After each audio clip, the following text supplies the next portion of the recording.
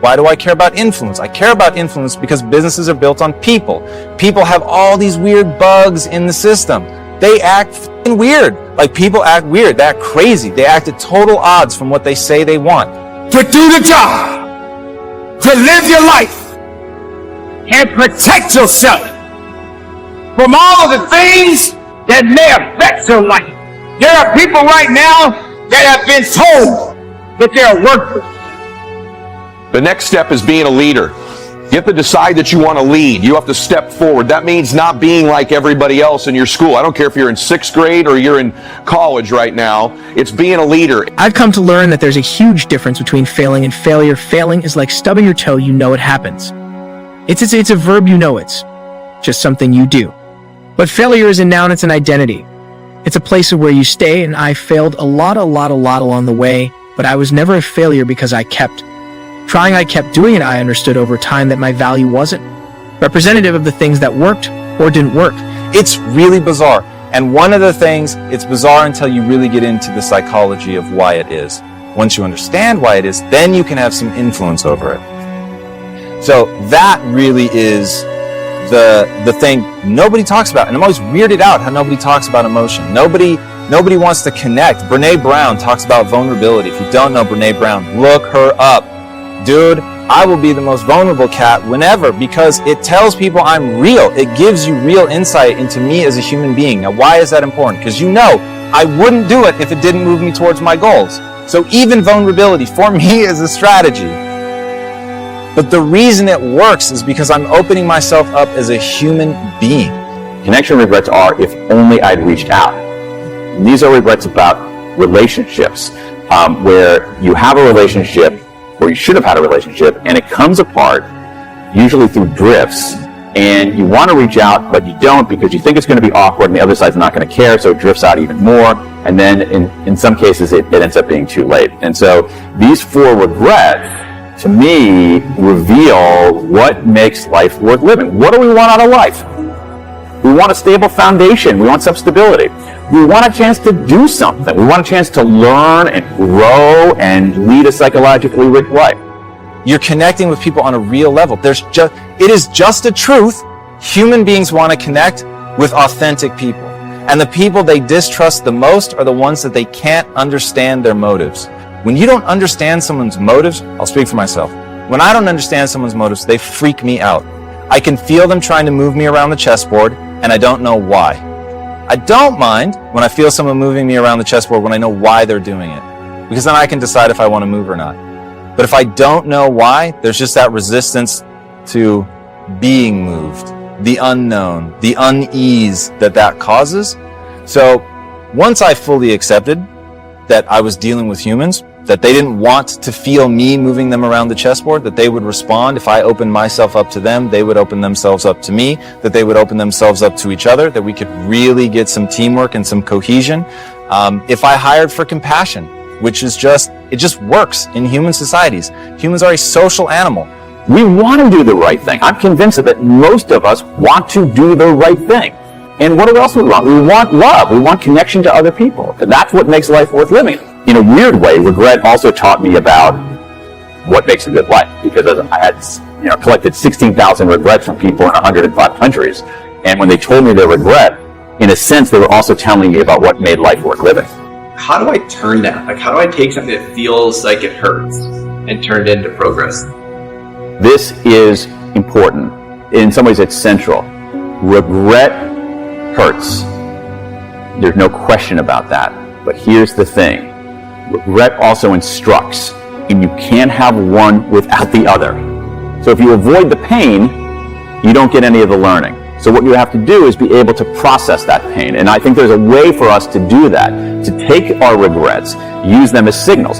It was so frustrating because I was chasing an idea of value, not understanding that I was valued to begin with. A crumpled up 20 bill is still 20. It doesn't lose its value when it's beaten up. You have a right to what you're feeling. But just because you feel it doesn't mean it's real. I'm going to acknowledge that I don't like this, but I'm also going to acknowledge that I don't want to stay in this feeling, because if I already have to go through this diabetes, I already have to go through being different. That they want to mount to anything. And they have allowed their emotions and their feelings to get disrupted. And ladies and gentlemen, you allow these things to happen because you're not protecting yourself. So you got to suit up. You got to put on that armor. You got to be a little bit more faithful. You have to understand that there is a purpose behind the purpose. And there is a greater power than you and I. It's not being one of the guys. It's not being part of the pack. It's being different than other people. It's thinking different than other people. It's learning early in life that other people's approval, your friends, your buddies liking everything you do and believing in everything you do is not going to get you where you want in life. It's being a leader. It's being a visionary. It's being unique. It's stepping out. And when you're young, you're going to take criticism for it. You're going to take flack for being different, for not going with the flow, for not drinking with everybody or smoking weed with everybody. Stay away from those things when you're young. Stay away from them when you're old if you can. These are not the practices of people that win. Let everybody else smoke and do drugs and smoke weed and get in trouble and go down that path, and you lead. You step out, you be different, you be extraordinary, and you be proud of the fact that you're different. I already have to go through feeling like a monster. I don't have to beat myself up in my own head. If you get a flat tire on the side of the road, you don't set your car on fire. You deal with the flat tire, but that's what I felt like I was doing, and a lot of people set the car on fire instead of addressing the main issue. They'd build upon it and make it worse. How can I become more than what's happened to me? How can I become more than the circumstance that I hate? But how can I not let the hate towards the circumstance? No matter how you look at things, you can't do it alone. But you better put on that armor. Don't glorify yourself. Because you're only passing through. Suit up that armor. And be about your business. Because that's what we have to do. Don't take your life for granted. Don't feel that you cannot be touched. Because you must know, keep that armor on, carry on, and live strong. And from the bottom of my heart, keep the faith, look up, and conduct your business.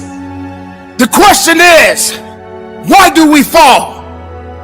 The next thing is you got to work on your self-confidence, right? You got to become more confident. You know when you're listening, it's something you don't have enough of.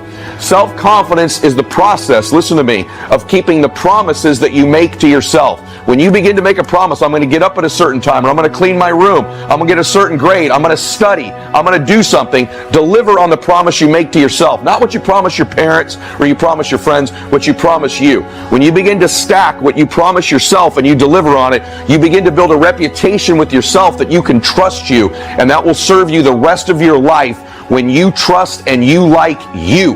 That's self-confidence. Keep the promises you make to yourself.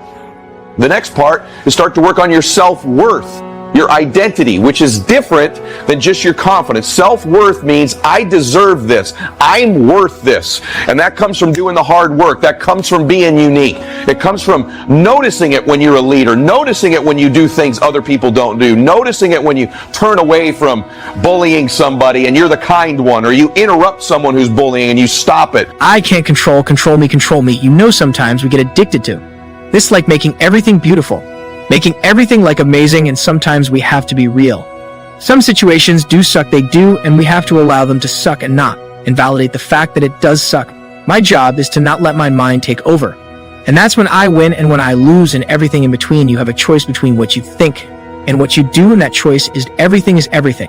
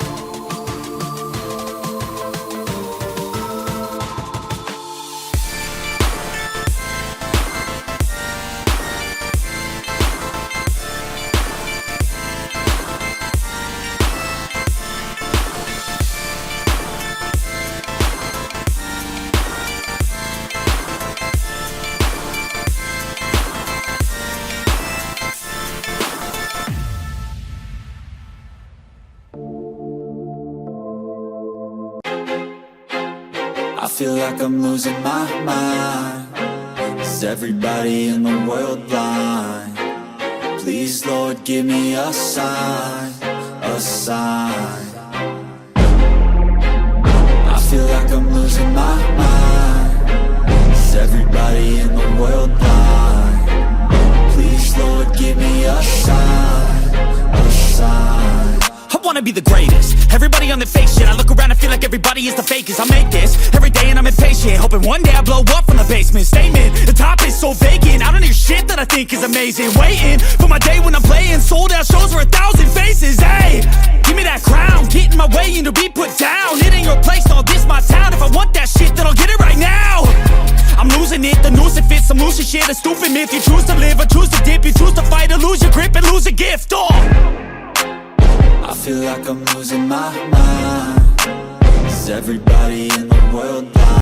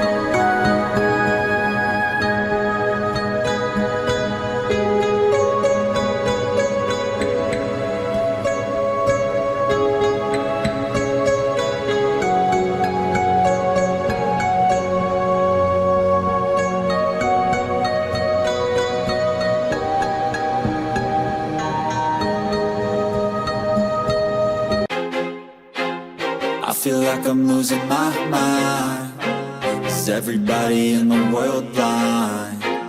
Please, Lord, give me a sign, a sign. I feel like I'm losing my mind. Is everybody in the world blind? Please, Lord, give me a sign, a sign. I wanna be the greatest. Everybody on the fake shit. I look around and feel like everybody is the fakest. I make this every day and I'm impatient, hoping one day I blow up from the basement. Statement, the top is so vacant. I don't hear shit that I think is amazing. Waiting for my day when I'm playing sold out shows for 1,000 faces. Hey, give me that crown, get in my way and to be put down. It ain't your place, all this my town. If I want that shit, then I'll get it right now. I'm losing it, the noose it fits. I'm losing shit, a stupid myth. You choose to live or choose to dip. You choose to fight or lose your grip and lose a gift. I feel like I'm losing my mind. Is everybody in the world blind? Please, Lord, give me a sign, a sign. I feel like I'm losing my mind.